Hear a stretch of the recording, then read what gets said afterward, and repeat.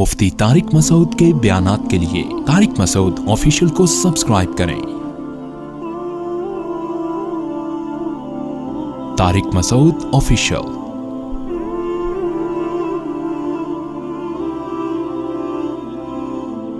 واتخذ قوم موسى من بعده من حليهم عجلا جسدا له خوار، اور ٹھہرا لیا موسیٰ علیہ السلام کی قوم نے موسیٰ علیہ السلام کے جانے کے بعد ان کے زیورات میں سے، یعنی اپنے زیورات میں سے ایک بچڑا، جسدن جو جسم والا تھا، لہو خوار اور اس میں آواز تھی۔ اس میں مفسرین کے دو قول ہیں کہ کس زیور سے انہوں نے یہ بنایا۔ ہوا یہ تھا کہ یا تو یہ ہوا ہے کہ بنی اسرائیل نے مصریوں سے کچھ سونا ادھار لیا ہوا تھا، اب جب فرعون اپنے لشکر سمیت دریا میں غرق ہو گیا، ہلاک ہو گیا، تو وہ اس سونے کا کیا کرتے جو انہوں نے ادھار لیا ہوا تھا؟ تو سامری ایک جادوگر تھا، کیونکہ جادو کا بڑا زور تھا اس زمانے میں، تو اس سامری نے کیا کیا، اس بچھڑے سے اس زیور سے نا سونے کو پگھلا کے ایک بچھڑا بنا دیا اس میں۔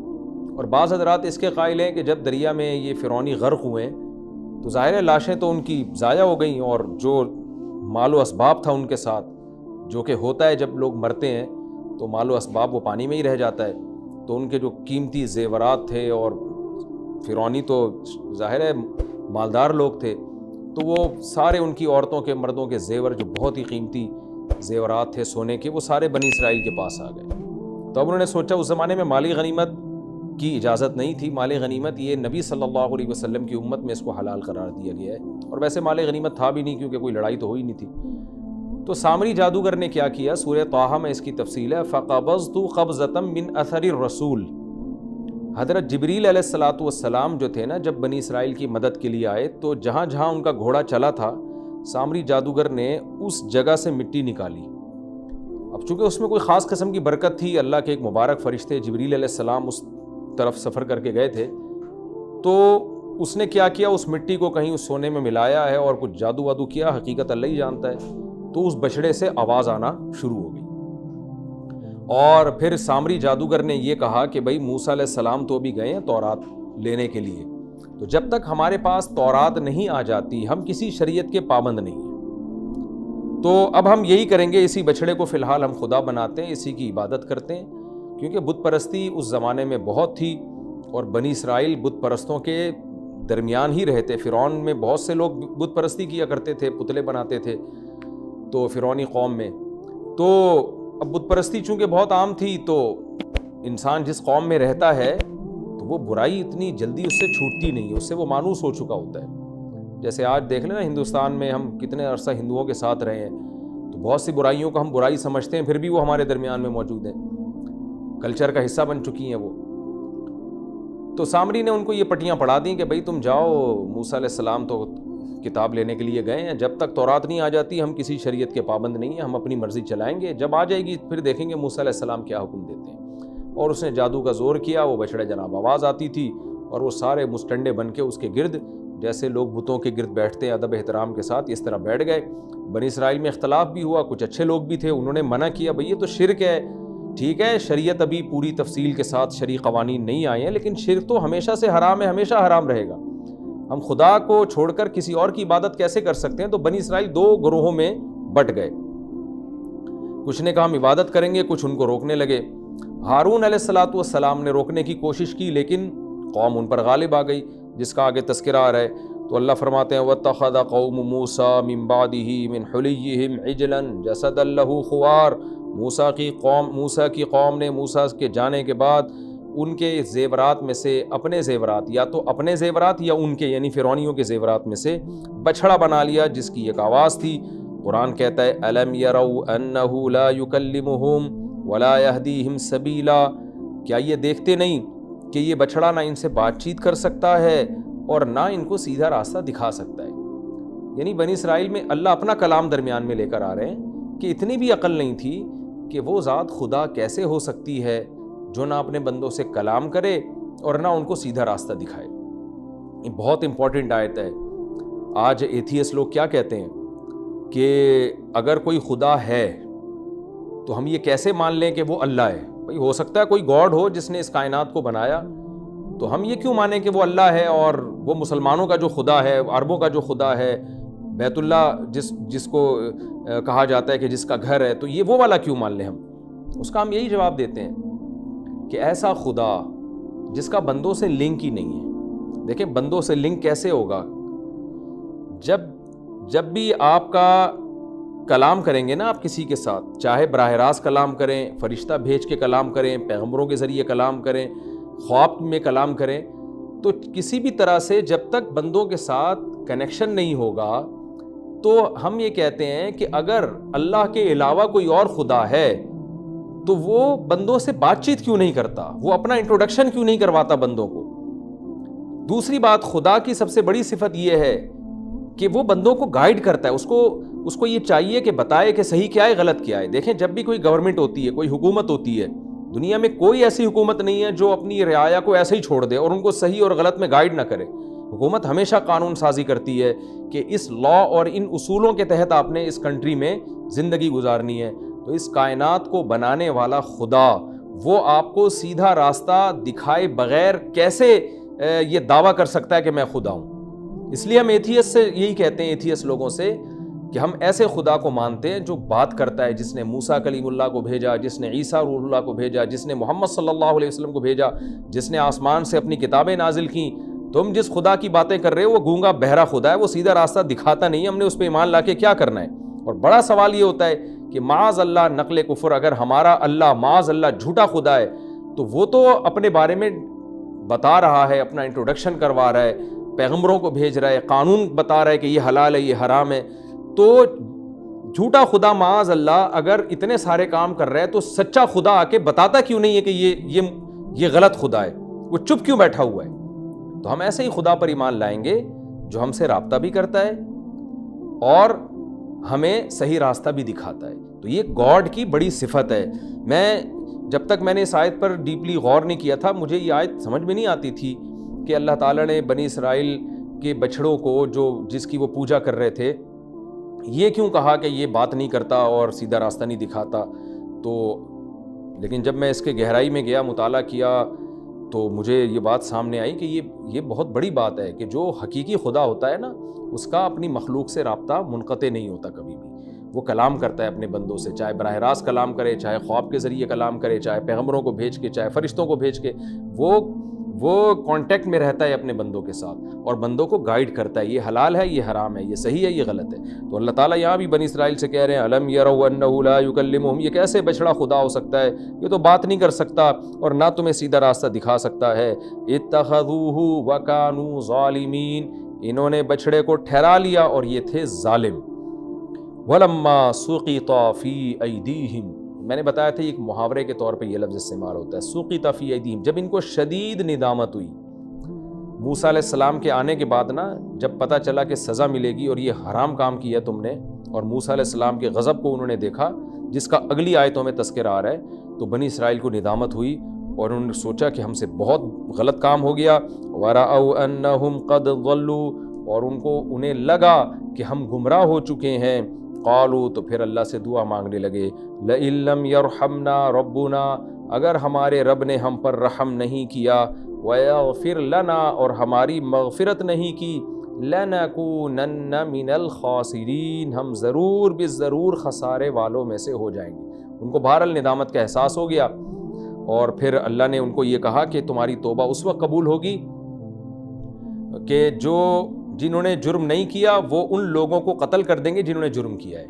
تو چونکہ انہوں نے دل سے توبہ کی تھی، سچی توبہ کی تھی، اپنے آپ کو قتل کے لیے انہوں نے پیش کر دیا. وَلَمَّا رَجَعَ مُوسَىٰ إِلَىٰ قَوْمِهِ غَضْبَانَ أَسِفًا، اور جب موسیٰ علیہ السلام اپنی قوم کی طرف لوٹے شدید غضبناک، غضبان کہتے ہیں شدید غصے میں، اور اسیفا شدید افسوس کرتے ہوئے، شدید غمزدہ حالت میں.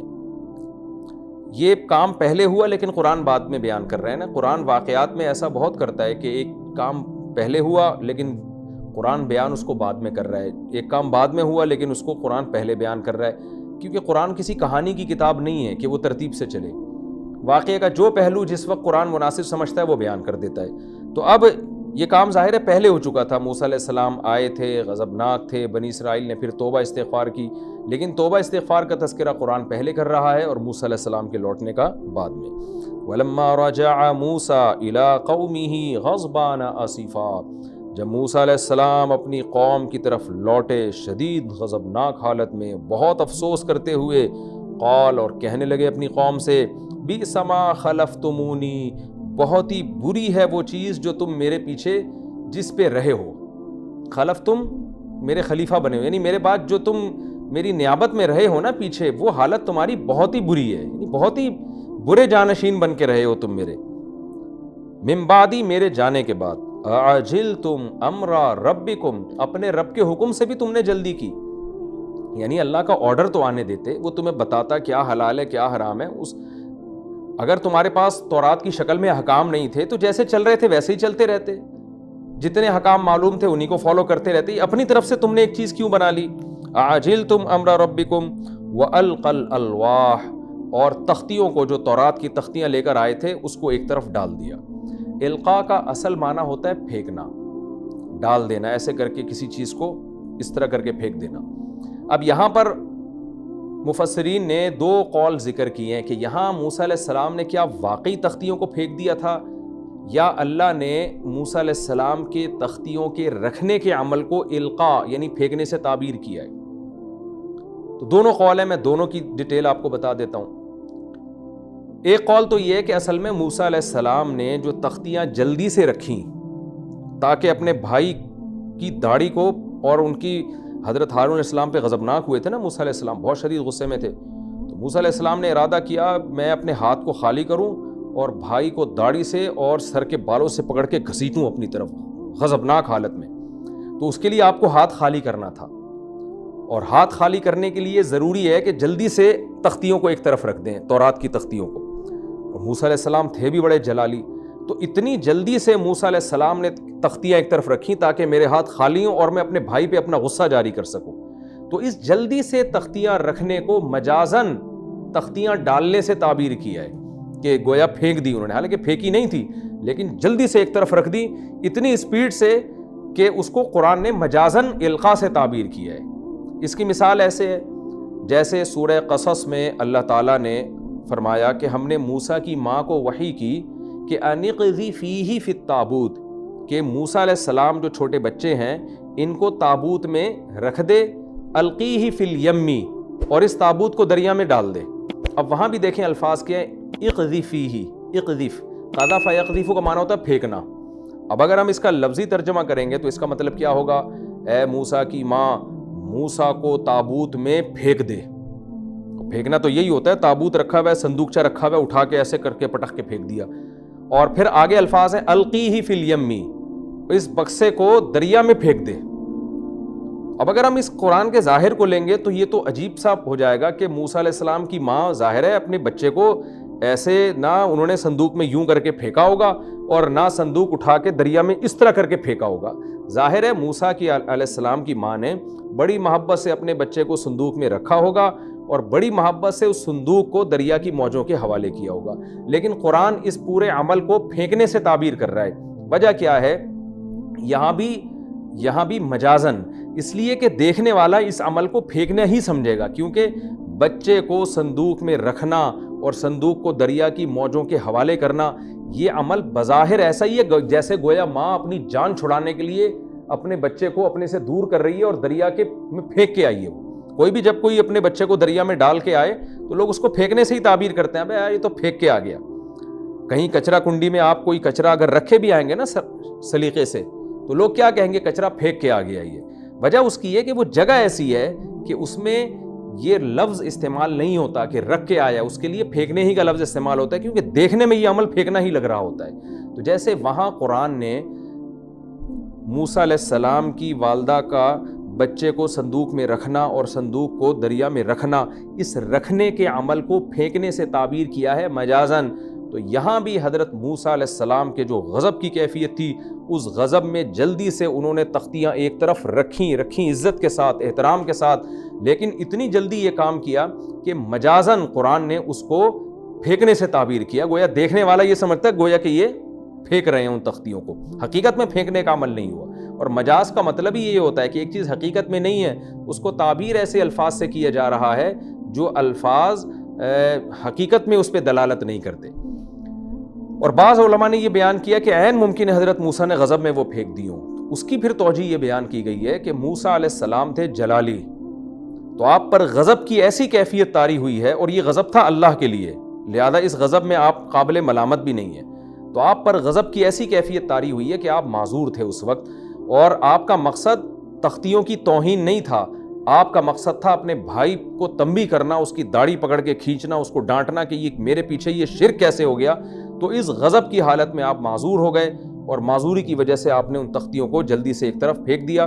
نیت تختیوں کی توہین نہیں تھی, بلکہ نیت کیا تھی؟ اللہ کے محبت میں اور شرک کی نفرت میں جلال میں آ جانا, اور جلال میں آنے کی وجہ سے اپنے بھائی سے انتقام لینے کی کوشش کرنا, اس کو تنبیہ کرنا. تو آپ کی نظر میں یہ پہلو تھا, وہ والا پہلو کہ تختیاں میں ڈال رہا ہوں ایک طرف, وہ والا پہلو آپ کے ذہن سے اوجھل ہو گیا. تو یہ چونکہ غضب بھی اللہ کے لیے تھا, یہ معذوری بھی اللہ کے لیے, اور نیت بھی توہین کی نہیں تھی, تو اس میں انسان معذور ہوتا ہے اور وہ قابل ملامت نہیں ہوتا.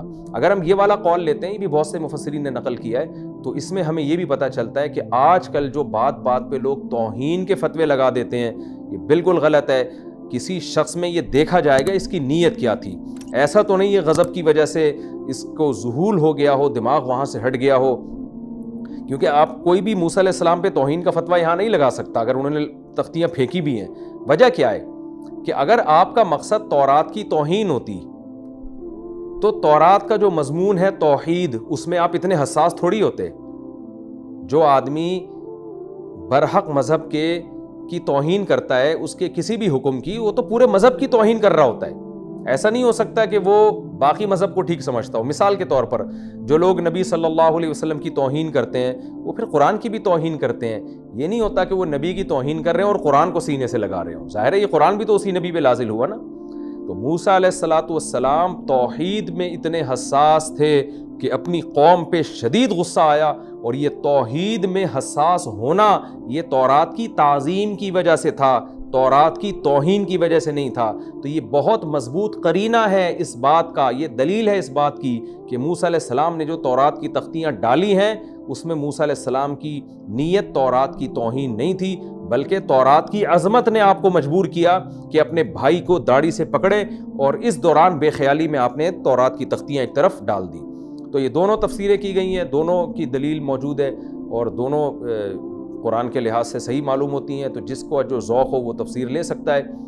اور اس میں بہرحال یہ سبق ہمیں ملتا ہے کہ آج جو ہم فتوی بازی میں ایک دم زبانوں کے لڑکھڑانے پر پکڑ لیتے ہیں لوگوں کو, اور دیکھتے نہیں اس کی منشا کیا ہے. یعنی بعض دفعہ انسان کے ظاہر سے لگ رہا ہوتا ہے توہین ہے, لیکن حقیقت میں وہ تعظیم کی بیس پر ہو رہی ہوتی ہے. وہ جو صورتاً توہین نظر آ رہی ہوتی ہے آپ کو, وہ لگ ایسا رہا ہوتا ہے کہ یہ توہین ہے, لیکن اس کی بیس توہین نہیں ہوتی, اس کی بیس تو نبی سے محبت ہوتی ہے. تو یہ سب چیزیں دیکھنی چاہیے جو آج ہمارا جاہل معاشرہ دیکھتا نہیں ہے, اور فتوے فوراً ہم لگا دیتے ہیں, ہلکی ہلکی باتوں کو پکڑتے ہیں, زبان کی لڑکھڑاہٹ کو. اب تو توہین کر بھی نہ رہا ہوتا, صرف زبان سے غلطی سے الفاظ غلط نکل جاتے ہیں, اس پہ اتنا شور شرابہ شروع ہو جاتا ہے. تو قرآن کہتا ہے وَلَمَّا رَجَعَ وَأَلْقَى الْأَلْوَاحَ, موسیٰ علیہ السلام نے تختیوں کو ایک طرف ڈال دیا. وَأَخَذَ بِرَأْسِ أَخِيهِ, اور اپنے بھائی کے سر کو پکڑا. دوسرے مقام پر آتا ہے داڑھی کو بھی پکڑا تھا. يَجُرُّهُ إِلَيْكَ, اور سر اور داڑھی سے پکڑ کر اپنی طرف کھینچنے لگے ان کو. قَالَ ابْنَ أُمَّ, حضرت ہارون نے جب دیکھا کہ حضرت موسیٰ ایسی غضب کی کنڈیشن میں ہیں تو کہنے لگے ابن اماں, اے میری اماں کے بیٹے. اصل میں تو اماں اور ابا دونوں کے ہی بیٹے تھے وہ, لیکن ایسے موقع پہ جب انسان اپنے بھائی کو محبت دلانا چاہتا ہے تو پھر ماں کا واسطہ دیتا ہے, کیونکہ ماں میں ایک شفقت پائی جاتی ہے کہ بھائی ایک ہی چھاتی سے دونوں نے دودھ پیا ہے, ایک ہی گود میں دونوں پلے ہیں, تو اس لیے اماں کا واسطہ دیا, ماں کا واسطہ دیا کہ آپ میرے ساتھ ایسا کیوں سلوک کر رہے ہیں, ہم تو ایک سگے بھائی ہیں, ایک ہی چھاتی سے ہم نے دودھ پیا, ایک ہی گود میں ہم دونوں پلے ہیں. ابن اماں, اے میری اماں کے بیٹے. ان القوم استضعفونی, قوم جو ہے نا انہوں نے مجھے کمزور سمجھ لیا تھا, یہ مجھ پر حاوی آ گئے تھے, میرا قصور نہیں ہے اس میں. وَقَادُوا يَقْتُلُونَنِي, اور قریب تھا کہ یہ مجھے قتل کر دیتے. میں نے ان کو روکنے کی کوشش کی, لیکن یہ ایسے سخت تھے کہ میں زیادہ روکتا تو یہ مجھے جان سے مار دیتے. تو میں جان سے مر جاتا تو پھر پیچھے یعنی ظاہر ہے آپ نے جو میری ذمہ داری لگائی تھی ان کی نگرانی کون کرتا. اور ایک اور مقام پہ قرآن میں آتا ہے کہ میں زیادہ ان کو تبلیغ کرتا تو آپ آ کے کہتے فرقت بین بنی اسرائیل, کہ آپ نے بنی اسرائیل میں پھوٹ ڈال دی ہے, لڑ پڑتے آپس میں. یہ تو میں مجبور تھا, یعنی میں نے اپنی طرف سے جتنی کوشش کر سکتا تھا میں نے کی. فلا تشمت بی الاعداء, آپ میرے ذریعے سے دشمنوں کو خوش نہ کریں. یعنی بنی اسرائیل میں کچھ جو نالائق لوگ ہیں جو ویسے ہی حسد کرتے ہیں مجھ سے. ظاہر ہے اچھے لوگوں سے حسد کرنے والے ہر دور میں موجود ہوتے ہیں. تو آپ جب میری داڑھی پکڑ کے کھینچیں گے, مجھے سزا دیں گے, تو یہ جو نالائق لوگ ہیں یہ پریشان ہونے کے بجائے اور خوش ہو جائیں گے. تو اے میری ماں کے بیٹے اے موسیٰ, فلا تشمت بی الاعداء, آپ میرے ذریعے سے دشمنوں کو خوش نہ کریں. اشمات کا معنی ہوتا ہے کسی کو مصیبت میں ڈال کے دوسرے کو خوش کرنا. ولا تجعلنی مع القوم الظالمین, اور مجھے ظالمین میں شامل نہ کریں. یعنی میں نے تو بچھڑے کی عبادت نہیں کی ہے, میں نے تو روکنے کی کوشش کی ہے, لیکن ساری سزا آپ مجھے کو دے رہے ہیں. تو گویا مطلب کیا ہوا کہ آپ مجھے ان ظالموں میں شمار کر رہے ہیں جنہوں نے بچھڑے کی عبادت کی ہے. حضرت موسیٰ کو حضرت ہارون کی یہ بات سن کے تسلی ہوئی کہ بھئی اس میں ہارون کا قصور نہیں ہے, لہذا اللہ سے دعا مانگنے لگے, رب اغفر لی, اے میرے رب میری بھی مغفرت کر دے, ولی اخی, اور میرے بھائی کی بھی مغفرت کر دے. یعنی ہم سے کوتاہی ہوئی ہے. انبیاء کی یہ شان ہے کہ ان سے غلطی نہیں بھی ہوتی تو بھی وہ توبہ استغفار کرتے ہیں. وہ یہ سمجھتے ہیں کہ شاید ہماری تربیت میں کوئی کوتاہی ہے کہ یہ قوم بچھڑے کی عبادت کر رہی ہے, اس لیے اللہ سے دعا مانگنے لگے, اے اللہ میری بھی مغفرت کر دے, میرے بھائی کی بھی مغفرت کر دے, وَأَدْخِلْنَا فِي رَحْمَتِكَ, اور ہم دونوں کو اپنی رحمت میں داخل کر دے, وَأَنْتَ أَرْحَمُ الرَّاحِمِينَ, اور تو سب سے زیادہ رحم کرنے والا ہے. یہ رکوع بھی ہمارا تفسیر کے لحاظ سے کمپلیٹ ہوا. اس میں جو علمی نکات ملتے ہیں مختصراً بیان کر کے ہم آگے چلتے ہیں. پہلی بات تو وہی وَاتَّخَذَ قَوْمُ مُوسَىٰ مِن بَعْدِهِ مِنْ حُلِيِّهِمْ عِجْلًا جَسَدًا لَهُ خُوَارٌ, کہ جو قوم بت پرستوں میں رہی ہو نا اس کا مینٹل لیول پھر وہیں آ جاتا ہے. اس سے پتہ چلتا ہے ماحول انسان کو کتنا بگاڑتا ہے. جب علماء کہتے ہیں نا کہ اہل علم میں بیٹھا کرو, علماء صلحاء میں بیٹھا کرو, اچھے لوگوں میں بیٹھا کرو, لوگ ان باتوں کا مذاق اڑاتے ہیں کہ بھئی خود اچھا بنو تو اچھے میں بیٹھو یا برے میں بیٹھو, اس کی کیا ضرورت ہے. انسان کو بس خود صحیح ہونا چاہیے. خود صحیح جبھی ہوگا جب اچھے لوگوں میں بیٹھے گا. بنی اسرائیل نے اتنا عرصہ بت پرستوں میں زندگی گزاری, کیسے پیارے پیغمبر ملے ان کو, لیکن وہی کہ جسے کہتے ہیں نا کہ وہی ایک ہی اس پہ ذرا سا موقع ملا شرک کا تو فوراً شرک کے اندر مبتلا ہو گئے. تو اس لیے اس میں ہمیں ماحول کی اہمیت کا پتہ چلتا ہے کہ اچھے لوگوں میں آپ رہیں گے تو اچھائی آپ کی نیچر کا حصہ بن جائے گی, برے لوگوں میں رہیں گے برائی آپ کی نیچر کا حصہ بن جائے گی. ایک سبق کی بات تو یہ پتہ چلی. ایک اور بات ہمیں یہ پتہ چلی کہ ہر وہ کام جو محیر العقول ہو, جو عجیب سا ہو, اسے دیکھ کے متاثر نہیں ہونا چاہیے. جیسے بنی اسرائیل نے دیکھا یہ بچڑا ہے اور بھیں بھیں بھیں آواز بھی نکال رہا ہے, تو اب اس کی کوئی سائنٹیفک لاجک تو بنتی نہیں ہے. تو اب کیا اس نے دعویٰ کر دیا سامری نے یہ خدا ہے, یہ معبود ہے, دیکھو ورنہ سونے کا بنا ہوا بچڑا آواز کہاں سے نکالتا ہے. تو بنی اسرائیل کو چاہیے تھا یہ سوچتے بھائی کوئی وجہ ہوگی جو ہماری سمجھ سے بالا تر ہے, لیکن یہ خدا نہیں ہو سکتا. خدا ہوتا تو یہ بات چیت کرتا, یہ اس نے کائنات کو, یہ ہمارے ہاتھوں سے تھوڑی بنتا. اگر یہ خدا ہوتا ہم نے تھوڑی بنایا ہوتا اس کو. اتنی بڑی بڑی چیزیں نہیں دیکھ رہے, یہ دیکھ رہے ہیں کہ یہ بات کیوں کر رہا ہے, یہ آواز کہاں سے آ رہی ہے. پھر اس میں آج بھی یہی حال ہے مشرکوں کا. کسی بابے کے پاس گئے, کوئی کام ہو گیا تو اس سے عقیدت شروع کر دیتے ہیں, دیکھو میں اس کے پاس گیا تھا اور اس نے میرا یہ کام بنا دیا. بھائی وہ کام جو آپ کا ہو گیا اس کی کوئی لاجک تلاش کر لو, لاجک نہیں آتی تو بول دو یار ہمیں نہیں پتا کیسے ہو گیا, لیکن یہ بابا نہیں کر سکتا.